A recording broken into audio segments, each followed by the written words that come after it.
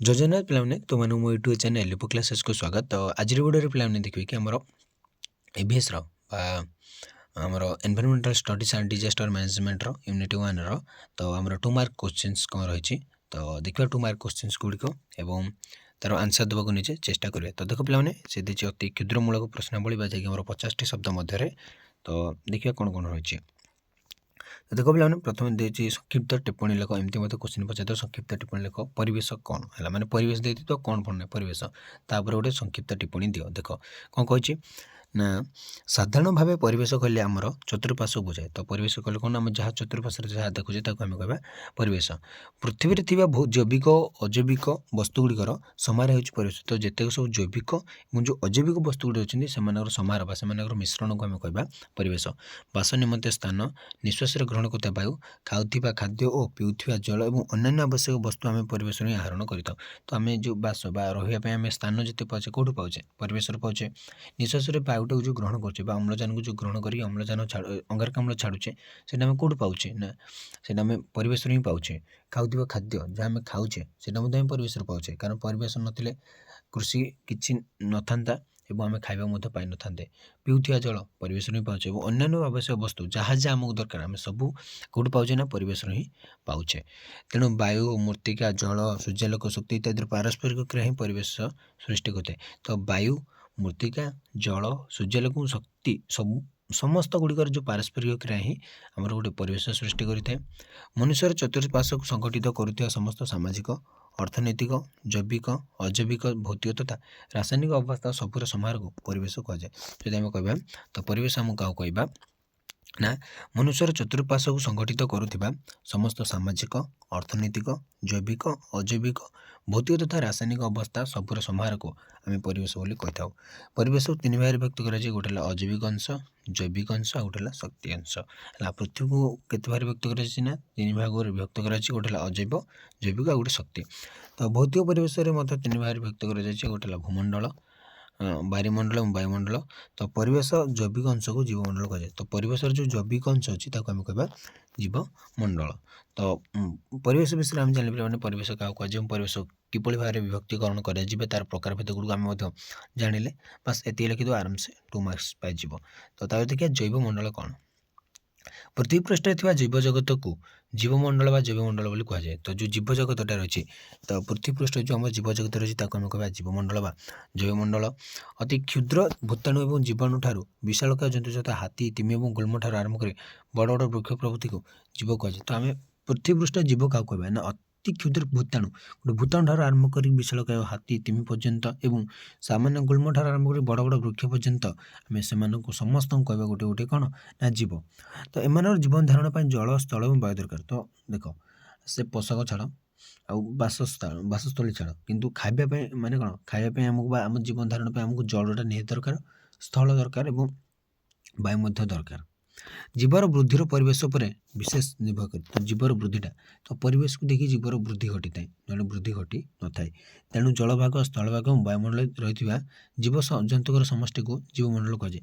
ତ ଜଳଭାଗରେ ଯେଉଁ ସବୁ ଜୀବ ରହିଛନ୍ତି, ସ୍ଥଳଭାଗରେ ଯେଉଁ ଜୀବ ରହିଛନ୍ତି ଏବଂ ବାୟୁମଣ୍ଡଳ ମଧ୍ୟ ରହିଛନ୍ତି, ଯେଉଁଟାକି ଆମକୁ ଖାଲି ଆଖିରେ ଦେଖାଯାଉନି, ସେଇଠି ମଧ୍ୟ କେତେକ ଜୀବ ରହୁଛନ୍ତି। ତାକୁ ଆମେ କହିବା ସମସ୍ତର ମିଶ୍ରଣକୁ ଆମେ କହିବା ଜୀବମଣ୍ଡଳ। ତ ଏହାକୁ ପୃଥିବୀର ସବୁଠାରୁ ବଡ଼ ପରିସଂସ୍ଥା ବୋଲି କୁହାଯାଇପାରେ। ତ ପୃଥିବୀର ସବୁଠାରୁ ବଡ଼ ପରିସଂସ୍ଥା କେଉଁଟା ନା ଜୈବମଣ୍ଡଳ। ତ ପ୍ରତ୍ୟେକ ଗୁଡ଼ିଏ ପରିସଂସ୍ଥା ତ ରହିଛି, କିନ୍ତୁ ସବୁଠାରୁ ବଡ଼ ପରିସଂସ୍ଥା ହେଉଛି ଜୀବମଣ୍ଡଳ। ତ ପୋଖରୀର ପରିସଂସ୍ଥା ଆମେ ଦେଖୁଛେ, ମରୁଭୂମିର ପରିସଂସ୍ଥା ଦେଖୁଛେ ହେଲା, ଖେଳ ପଡ଼ିଆରେ ଆମେ ପରିସଂସ୍ଥା ଗୋଟେ ଦେଖିପାରୁଛେ, କିନ୍ତୁ ସବୁଠାରୁ ବଡ଼ ପରିସଂସ୍ଥା ହେଉଛି ଆମର କ'ଣ ନା ଜୀବମଣ୍ଡଳ ବା ଜୈବମଣ୍ଡଳ। ତ ପରିସଂସ୍ଥା କାହାକୁ କୁହାଯାଏ ଦେଖ ପିଲାମାନେ ନା ପରିସଂସ୍ଥା ଶବ୍ଦର ପ୍ରଥମ ପରିଭାଷା, ପିଲାମାନେ ଏଇଟା ଇମ୍ପୋର୍ଟାଣ୍ଟ କ୍ୱେଶ୍ଚିନ୍। ପରିସଂସ୍ଥା ଶବ୍ଦର ପ୍ରଥମ ପରିଭାଷା 1931 ମସିହାରେ ବ୍ରିଟିଶ ପରିବେଶବିତ୍ ଏଜି ଟାନ୍ସଲେ ପ୍ରବର୍ତ୍ତନ କରିଥିଲେ। କେବେ ନା 1931 ମସିହାରେ କିଏ ନା ଏଜି ଟାନ୍ସଲେ। ବହୁତ ଇମ୍ପୋର୍ଟାଣ୍ଟ କ୍ୱେଶ୍ଚିନ୍ ପିଲାମାନେ, ଏ ଯେଉଁ ପରିବେଶ, ଜୈବମଣ୍ଡଳ ତିନିଟି ଇମ୍ପୋର୍ଟାଣ୍ଟ କ୍ୱେଶ୍ଚିନ୍, ମୁଁ ଗୁଡ଼ା ମଧ୍ୟ ଛାଡ଼ିପାରିବିନି ୟୁନିଟ୍ 1 ପାଇଁ। ତ ତାଙ୍କ ପରିଭାଷା ଅନୁସାରେ ପରିବେଶର ସଜୀବ ଓ ନିର୍ଜୀବ ଉପାଦାନ ମାନଙ୍କର ସମ୍ମିଳିତ ସଂସ୍ଥାକୁ ପରିସଂସ୍ଥା କୁହାଯାଏ। ଗୋଟେ ପରିବେଶରେ ସଜୀବ ଏବଂ ନିର୍ଜୀବ ମାନେ ରହିଛନ୍ତି, ସେମାନଙ୍କର ଯେଉଁ ସମ୍ମିଳିତ ସଂସ୍ଥାକୁ କୁହାଯାଏ କ'ଣ ପରିସଂସ୍ଥା। ତାପରେ ଇପିଓଡମ୍ 1971 ଙ୍କ ପରିଭାଷା ଅନୁସାରେ ପରିସଂସ୍ଥା ହେଉଛି ଗୋଟିଏ ଏକକ ଯାହାର ସମସ୍ତ ଜୀବ କୌଣସି ଏକ ସ୍ଥାନରେ ତାଙ୍କ ପରିବେଶ ସହିତ ପାରସ୍ପରିକ କ୍ରିୟାରତ ରହନ୍ତି ଏବଂ ନିର୍ଜୀବ ସଜୀବ ଉପାଦାନ ମଧ୍ୟରେ ରାସାୟନିକ ପଦାର୍ଥର ଆବର୍ତ୍ତନ ଘଟେ। आवर्तन घटाए। तो कौन कहले ना एपिओडर्म कौन कहले ना परिसंस्था हूँ गोटे एकक जार समस्त जीव कौन से एक स्थान में परिवेश सहित जेकोसी गोटे स्थान में परिवेश सहित किसी ना कि पारस्परिक क्रिया परस्पर मध्य किसी कम चलती निर्जीव और सजीव उपादान मध्य गोटे कौन रासायनिक पदार्थर से गोटे आवर्तन घटी थाए। तो माउथन को परिवेश अनुसार परिसंस्था हूँ एपरी एक परिवेशीय व्यवस्था जहाँकि सजीव परिवेश और से मध्य पारस्परिक क्रियार सर्वमोट प्रतिफलन। तो प्रकृत में तुम पे यहाँ जनकर ही मत लिखिदेव कारण एज टान्सले यहाँ मन रख एज टान्सले 1931 मसीह प्रवर्तन करते परिसंस्थार शब्द। तो परिभाषा अनुसार परिवेश सजीव और निर्जीव उपादान मध्यर सम्मिलित संस्था को परिसंस्था बोली कहुए। गोटे उदाहरण मत देदेव जमी पोखरी गोटे परिसंस्था गोटे समुद्र परिसंस्था गोटे खेल पड़िया गढ़ी उठी परिसंस्था जार कि गोटे उदाहरण देनब। तो बायोमिस क्या कहुए जैवमंडल मेरु अंचल जैवमंडल मेरु अंचल उच्च पर्वतमालार शिखर देश समुद्रर गभीर निम्न देश तीव्र मरुअंचल आदि अंचल प्रायतः देखा जाए ना है। जो जैवमंडल गुड़िक मेरु अंचल उच्च पर्वतमालार शिखर देश गुड़िक जैवमंडल कौन ना देखा जाए न था। जैवमंडल केतक जैव भौगोलिक अंचल विभक्त कराए। तो जो जैवमंडल अच्छी केतोटी जैव भौगोलिक अंचल बोली से विभक्त कराए कारण देख से गुड़ा मेरु अंचल देखा जाती ना कि उच्च पर्वतमालार शिखर देश देखा जाती ना समुद्र गर्भर निम्न देश देखा जाती ना कि तीव्र मरु अंचल जैवमंडल देखा जाए ना ये चारोटी अंचल से देखा जाती ना। तो से जैवमंडल केतेक निर्दिष्ट जैव भौगोलिक अंचल विभक्त कर एक निर्दिष्ट श्रेणीर उद्भिद और प्राणी ये मंडल गुड़िकर मंडल गुड़ी देखा कितना निर्दिष्ट श्रेणीर उद्भिद और प्राणी मंडल गुड़ी देखा जाती। गोटे अंचल मंडलर प्राणी और उद्भिद मैंने अन्य अंचल प्राणी उद्भिद टे अलग आटती। देख गोटे अंचल जमी देखा तो अन्य अंचल को सेमती देखा मान अच्छी ना पे अलग ही देखा जाती। भिन्न भिन्न महादेश रही सादृश्य अंचल गुड़िकर जीवसत्ता को बायोमी बोली कहुए। जो अलग अलग रही माने जो सत्ता गुड़िक रही सादृश्य अंचल गुड़िकर जीवसत्ता को बायोमी बोली कहुए। समुद्र मध्य सामुद्रिक बायोमी अटे सामुद्रिक बायोमी किए ना समुद्र। तो ये भाई रही पे आम 5 नंबर क्वेश्चन ध्वनि प्रदूषण कौन। तो ध्वनि प्रदूषण जल प्रदूषण मृत्तिका प्रदूषण विकिरण प्रदूषण तो सबू प्रदूषण भितर जोटा गोटे पड़ो सेमती तो आम कहीपर 2 मार्क्स क्वेश्चन बहुत लगुच जमती माने आमर कौन जंगल जंगल सॉरी जंगल तो संपद रेसी जाए संपद बोले बहुत इंपोर्टाट यूनिट्रे है। तो से ध्वनि प्रदूषण कौन देख लाटिन शब्द नाउसिया सृष्टि ध्वनि शब्दटा सृष्टि बा नॉइज सृष्टि। तो यार अर्थ जेकोसी अदरकारी स्वर जहाँ श्रुति कटु लगे तो आम जो नॉइज बोली कहे जोटा कि आमको भल लगे मैंने शुणा आमको गोटे खराब लगे है सेटा आम कहे नॉइज। तो बारंबार अदरकारी कर्कश ध्वनि ध्वनि को ध्वनि प्रदूषण कहुए। कर्कश ध्वनिटा को आम कह ध्वनि प्रदूषण जहाँ स्वास्थ्य क्षतिकारक जोटा कि आम स्वास्थ्य क्षतिकारक अटे। तो केवल आमको शुणा भल लगे सहीटा नुह कि आम शरीर मैंने कौन आम स्वास्थ्य बहुत क्षतिकारक से साजी थाए। तो ध्वनि प्रदूषण साधारणतः अत्यधिक जनगहली अत्यधिक जानवाहन प्रचलन कलकारखाना विस्फोरण और लाउडस्पीकर आदि रही है। तो ध्वनि प्रदूषण आम कौटी होता है अत्यधिक जनगहली अंचल ध्वनि प्रदूषण हम कारण किए कौन पार्टी चिल्लाऊे है सहित अधिक जानवाहन प्रचलन द्वारा कलकारखाना विस्फोरण एगुड़िक आमर कौन ना ध्वनि प्रदूषण घटी थाए। अत्यधिक ध्वनि जहाँ सृष्टि घटी होता है मनुष्य शरीर पर कुप्रभाव पकाई थाए है। अत्यधिक ध्वनि कौन जोटा आमको शुणा भल लगे और आम शरीर पर से गोटे कौन कुप्रभाव पकाए याद्वारा मनुष्य गभीर मानसिक आश्वस्ति अनुभव करे। तो मैंने देहर सेमती किसी खंडिया खाबर हो जाए न था कि मेंटाली सी गोटे पागल भाई बिहेव करे माने मेंटाली सी मुंड पूरा खराब हो जाए मैंने चिड़चिड़ापन लगे है बहुत से गोटे खराब लगे कि गोटे पढ़ुथ पढ़ी पार ना बहुत गुड़े असुविधा हुए। तो विकिरण प्रदूषण कौन देख आणविक विकिरण द्वारा तेजस्क्रिय विकिरण घटी थाए। जो आणविक विकिरण द्वारा ही आम तेजस्क्रिय विकिरण घटी थाए परिवेश में भयंकर प्रदूषण सृष्टि करे। बहुत बहुत बड़ भयंकर प्रदूषण पे जो विकिरण प्रदूषण जो रेडिएशन पोल्यूशन परमाणु अस्त्रशस्त्र परीक्षा परीक्षामूलक भाव विस्फोरण कर वैद्युतिक रिएक्टर तेजस्क्रिय विकिरण आदि तेजस्क्रिय विकिरण सृष्टि हुए। साधारणतः 2 प्रकार जो परमाणु अस्त्रशस्त्र गुड़ परीक्षा कर परीक्षामूलक भाव विस्फोरण कर तो से तैयारी होता है कौन आम विकिरण प्रदूषण।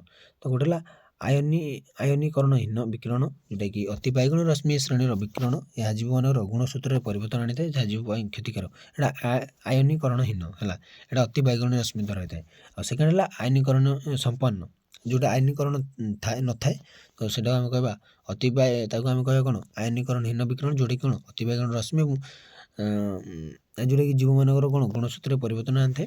तेसरटा गला आयनीकरण संपन्न ଯେଉଁ तेजस्क्रिय विकिरण द्वारा अणु और परमाणु ଗୁଡ଼ିକର आयनीकरण घटिଥାଏ ତାକୁ आयनीकरण विकिरण କୁହାଯାଏ। ତ ଯେଉଁ ତେଜସ୍କ୍ରିୟ ବିକିରଣ ଦ୍ୱାରା ପିଲାମାନେ କୁହାଯାଏ ନା ଅଣୁ ଆଉ ପରମାଣୁ ଗୁଡ଼ିକର ଆୟନୀକରଣ ଘଟିଥାଏ ତାକୁ ଆମେ ଆୟନୀକରଣ ବିକିରଣ ବୋଲି କହିଥାଉ। ଏ ଶ୍ରେଣୀର ତେଜସ୍କ୍ରିୟ ବିସ୍ଫୋରଣରୁ ଆଲଫା ରଶ୍ମି, ବିଟା ରଶ୍ମି ଏବଂ ଗାମା ରଶ୍ମି ବାହାରିଥାଏ ହେଲା। ତ ଆମେ କହିବା ଯେଉଁ ଏକ୍ସରେ ହେଲା, ତ ଏଇଗୁଡ଼ିକ ଆମର ଗୋଟେ ଗୋଟେ କ'ଣ ନା ତାର ଉଦାହରଣ। ତ ମନେ ରହିଲେ ପିଲାମାନେ ବିକିରଣ ପ୍ରଦୂଷଣ କ'ଣ, ସେଭଳି ଭାବରେ ମୃତ୍ତିକା ପ୍ରଦୂଷଣ କ'ଣ ଦେଖିବା।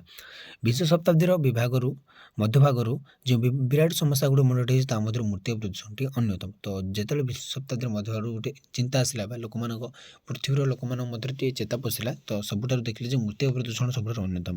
ମାଟିକୁ ସବୁବେଳେ ବାୟୁ ଆଚ୍ଛାଦିତ କରି ରଖିଛି। ଯଦି ବାୟୁମଣ୍ଡଳ ପ୍ରଦୂଷିତ ହୁଏ ତାହେଲେ ମାଟି ମଧ୍ୟ ପ୍ରଦୂଷିତ ହେବାର ସମ୍ଭାବନା ଅଛି। ବାୟୁ ପ୍ରଦୂଷଣ ହେଲେ ସିଓର ମୃତ୍ତିକା ପ୍ରଦୂଷଣ ହେବ। ତ ବର୍ଷା ଦ୍ୱାରା ବାୟୁମଣ୍ଡଳରେ ଥିବା ବିଷାକ୍ତ ଜିନିଷ ଗୁଡ଼ିକ ମାଟିକୁ ଆସିଥାନ୍ତି। ଯେତେବେଳେ ବର୍ଷା ହେଉଛି ତା ଦ୍ୱାରା କ'ଣ ପିଲାମାନେ ବାୟୁମଣ୍ଡଳରେ ଥିବା ଯେଉଁ ବିଷାକ୍ତ ଜିନିଷ ଗୁଡ଼ିକ ଅଛନ୍ତି ସେଗୁଡ଼ିକ ମାଟିକୁ ଚାଲି ଆସନ୍ତି। ତ ବର୍ଷା ବ୍ୟତୀତ ନଦୀ ଓ ପୋଖରୀରେ ମାଟିକୁ ଜଳ ଯୋଗାଣ କରିଥାଏ। ତ ପୋଖରୀରେ ହେଲା ବର୍ଷା ବ୍ୟତୀତ ନଦୀ ଓ ପୋଖରୀରୁ ମାଟିକୁ ଜଳ ଯୋଗାଣ କରା ହୋଇଥାଏ। ଜଳ ପ୍ରଦୂଷିତ ହେଲେ ମାଟି ମଧ୍ୟ ପ୍ରଦୂଷିତ ହୁଏ। ଦେଖ ଜଳ ମାଟି ପିଲାମାନେ ସବୁଠାରେ ମିଶିକି ଥିବେ। ତୁମେ ଯେଉଁଠି ଦେଖୁଛ ମାନେ ଜାଣିବ ଯେତେବେଳେ ଗୋଟେ କୂଅ କିମ୍ବା ପୋଖରୀ ଖୋଳାଯାଉଛି, ଗୋଟେ ମାଟିକୁ ଖୋଳିଲା ପରେ ହିଁ ଗୋଟେ କୂଅ କିମ୍ବା ପୋଖରୀ ବାହାରିଛି। ତ ସେଇଟା କ'ଣ ମାଟି ସହିତ ହିଁ କହିବାକୁ ଗଲେ ମିଶିକରି ରହିଛନ୍ତି ହେଲା। ଅର୍ଥାତ୍ ଇଏ ପ୍ରଦୂଷିତ ହେଲେ ସେ ପ୍ରଦୂଷିତ ହେବ, ମୃତ୍ତିକା ପ୍ରଦୂଷିତ ହେଲେ ଜଳ ପ୍ରଦୂଷିତ ହେବ, ଜଳ ପ୍ରଦୂଷିତ ହେଲେ ମୃତ୍ତିକା ମଧ୍ୟ ପ୍ରଦୂଷିତ ହେବ। ଅର୍ଥାତ୍ ଜଳ, ବାୟୁମଣ୍ଡଳ ଓ ସ୍ଥଳଭାଗ ମଧ୍ୟରେ ସମ୍ପର୍କ ସବୁବେଳେ ରହିଛି। ତ ଜଳ ଆଉ ବାୟୁମଣ୍ଡଳ, ଜଳ, ସ୍ଥଳ, ବାୟୁ ଏ ତିନିଟା ସବୁବେଳେ ମିଶିକି ରହିଥାନ୍ତି। ସର୍ବସାହି ମାଟି ବାୟୁମଣ୍ଡଳ ଜଳ ଯେଉଁ ପରିମାଣରେ ବିଷ ନିଏ ତାଠୁ ବହୁତ କମ୍ ପରିମାଣ ବିଷ ଫେରାଇ ଦିଏ, ଫେରାଏ ନାହିଁ। ମାନେ ସର୍ବସାହି ଏଇ ମାଟିଟା ବାୟୁମଣ୍ଡଳ ଜଳରୁ ବହୁତ ଗୁଡ଼ିଏ ବିଷ ଟାଣି ନିଏ ନିଜ ଆଡ଼କୁ ଏବଂ ସେଇଟା ସେ ଫେରାଇ ନଥାଏ ହେଲା। ଫେରାଇଲେ ଆଉଥରେ ପ୍ରୋବ୍ଲେମ୍ ହେବ, ତ ସେଥିପାଇଁ ସେ ଆଉ ଫେରାଇ ନଥାଏ। ତ ପରିବେଶ ବିଜ୍ଞାନର ଆବଶ୍ୟକତା ଗୁରୁତ୍ୱ କ'ଣ ଅଛି ପିଲାମାନେ, ବହୁତ ଇମ୍ପୋର୍ଟାଣ୍ଟ କ୍ୱେଶ୍ଚିନ୍ ପିଲାମାନେ ଦେଖ। ପରିବେଶ ବିଜ୍ଞାନ ଆଉ ପରିବେଶର ବିଭିନ୍ନ ଉପାଦାନ ସମ୍ପଦରେ ଜନସାଧାରଣଙ୍କୁ ସଠିକ୍ ତଥ୍ୟ ପ୍ରଦାନ କରିବାରେ ସାହାଯ୍ୟ କରେ। ଫଳରେ ଆମେ କିପରି ଆମ ପରିବେଶ ସନ୍ତୁଳନ କରିପାରିବା ସେ ବିଷୟରେ ଆମେ ଅବଗତ ହୋଇଥାଉ। ତ ଏଇଟା ପିଲାମାନେ ଇମ୍ପୋର୍ଟାଣ୍ଟ ହେଲା। ଆମେ କିପରି ଆମ ପରିବେଶରେ ଗୋଟେ ସନ୍ତୁଳନ ରକ୍ଷା କରିପାରିବା ସେଥିପାଇଁ ଆମକୁ କିଏ ନା ପରିବେଶ ବିଜ୍ଞାନ ଆମକୁ ଜଣାଇଥାଏ ବା ଆମ ପାଇଁ ସେଥିପାଇଁ ସେ ଆମର ଆବଶ୍ୟକତା ରହିଛି। ପୃଥିବୀ ପୃଷ୍ଠରେ ଜୀବଜଗତ ବଞ୍ଚି ରହିବାର ରହସ୍ୟ ଏବଂ ଏହା କିପରି ଆମ ଉତ୍ତରାଧିକାରୀମାନଙ୍କ ପାଇଁ ଯଥାଯଥ ଭାବେ ରହିପାରେ ସେ ବିଷୟରେ ସମ୍ୟକ ସୂଚନା ପ୍ରଦାନ କରିଥାଏ କିଏ ନା ସେ ପରିବେଶ ବିଜ୍ଞାନ। ସେଥିପାଇଁ ମଧ୍ୟ ଗୋଟେ ଇମ୍ପୋର୍ଟାଣ୍ଟ ମାନେ ଆମକୁ କେମିତି ବଞ୍ଚି ରହିବା ମାନେ ଭଲ ଭାବରେ ବା ଜୀବଜଗତ ଆମେ କେମିତି ତିଷ୍ଠି ରହିପାରିବା ବା ଆମର ଯିଏ ଫ୍ୟୁଚର ଜେନେରେସନ୍ ଆସୁଛି ବା ଆମର ପରବର୍ତ୍ତୀ ପିଢ଼ି ଯିଏ ଆସୁଛି ସେ କେମିତି ଭଲରେ ରହିପାରିବ, ସୁଖରେ ରହିପାରିବ ବା ସ୍ୱଚ୍ଛନ୍ଦରେ ରହିପାରିବ, ସେଥିପାଇଁ ମଧ୍ୟ ଇଏ ଗୋଟେ ସୂଚନା ପ୍ରଦାନ କରିଥାଏ। ତ ପରିବେଶ ବିଜ୍ଞାନ ପରିସଂସ୍ଥା ବିଷୟରେ ବୈଜ୍ଞାନିକ ଜ୍ଞାନ ଆହରଣ କରିବାରେ ସାହାଯ୍ୟ କରେ। ତା ସହିତ ବିଭିନ୍ନ ପରିମାପକ ଏବଂ ପରିସଂଖ୍ୟାନ ଦ୍ୱାରା ପାରସ୍ପରିକ ଅବସ୍ଥାର ଗାଣିତୀୟ ବିଶ୍ଳେଷଣ, ଯେଉଁ ପରସ୍ପର ଅବସ୍ଥା ମାନେ ପରିସଂସ୍ଥା ସହିତ ଆମ ଯେଉଁ ସମ୍ପର୍କଟା ତା ସହିତ ପରିବେଶ ସହିତ ଯେଉଁ ଆମ ସମ୍ପର୍କଟାର ଗାଣିତିକ ବିଶ୍ଳେଷଣଟା କରିଥାଏ କିଏ ନା ପରିବେଶ ବିଜ୍ଞାନ। ଏହା ବିଭିନ୍ନ ପ୍ରକାର ଜୈବିକ ପଦାର୍ଥ ରାଜ୍ୟର ଉତ୍ପାଦନ ପ୍ରକ୍ରିୟା ବୃଦ୍ଧି କରିବାରେ ସାହାଯ୍ୟ କରେ ଯାହା ମନୁଷ୍ୟର ବ୍ୟବହାରରେ ଆସିଥାଏ। ତ ଜନସଂଖ୍ୟା ବୃଦ୍ଧିକୁ ପ୍ରତିହତ କରିବାର ଉପାୟ ଏବଂ ଜନସଂଖ୍ୟା ବୃଦ୍ଧିରେ ସମ୍ଭାବ୍ୟ କାରଣ ସମ୍ପର୍କିତ ତଥ୍ୟ ପ୍ରକାଶ କରିଥାଏ। ତ ଏଇଠୁ ପିଲାମାନେ କ'ଣ କରିବେ ନା ଆମର 10ଟି ପଏଣ୍ଟ ରହିଛି, 10ଟାରୁ ହାର୍ଡ଼ଲି 3ଟା କିମ୍ବା 4ଟା ପଏଣ୍ଟ ଲେଖିବ, ଏତେ କିଛି ଲେଖିବା ଦରକାର ନାହିଁ ହେଲା। ଯେଉଁ ଚାର୍ଟ ତୁମକୁ ଇମ୍ପୋର୍ଟାଣ୍ଟ ଲାଗୁଛି ତ ସେ ଚାର୍ଟ ଲେଖିଦିଅ। ମୁଁ ରେକମେଣ୍ଡେଡ଼ କରି ପିଲାମାନେ ଦେଖ 1, 2 ଏ ଦୁଇଟା ମନେ ରଖିଦେଇଥିବ ଆଉ 3 ଏଇଟା ଗୋଟେ ଆଉ ଭିଆଇଟା ନହେଲେ ତଳେ କିଛି ଥିବ ଦେଖ ଭିଆଇଟା ଲେଖିଦିଅ। ହଁ, ଜନସଂଖ୍ୟା ବୃଦ୍ଧିକୁ ପ୍ରତିହତ କରିବାର ଉପାୟ ଏବଂ ଜନସଂଖ୍ୟା ବୃଦ୍ଧିର ସମ୍ଭାବ୍ୟ କାରଣ। ତ ଜନସଂଖ୍ୟା ବୃଦ୍ଧିର ଆମେ କେମିତି ରୋକିପାରିବା ଏବଂ ତାର କାରଣ କ'ଣ ସେ ବିଷୟରେ ମଧ୍ୟ ସେ ତଥ୍ୟ ପ୍ରକାଶ କରିଥାଏ। ତା ସହିତ ଜୀବଜଗତ ଚତୁଃପାର୍ଶ୍ୱରେ ଥିବା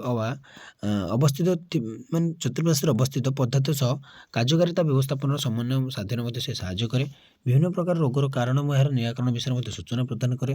ପ୍ରାଣୀ ଓ ଉଦ୍ଭିଦର ବିବର୍ତ୍ତନ ପ୍ରକ୍ରିୟା ସମ୍ପର୍କରେ ମଧ୍ୟ ସେ ବୈଜ୍ଞାନିକ ତଥ୍ୟ ପ୍ରଦାନ କରେ। ତ ଏଗୁଡ଼ିକ ହେଉଛି ତାର କ'ଣ ନା ପରିବେଶ ବିଜ୍ଞାନର ଆବଶ୍ୟକତା ବା ଗୁରୁତ୍ୱ। ତ ପ୍ରଦୂଷକ କ'ଣ ପିଲାମାନେ ଆମେ ଦେଖିବା।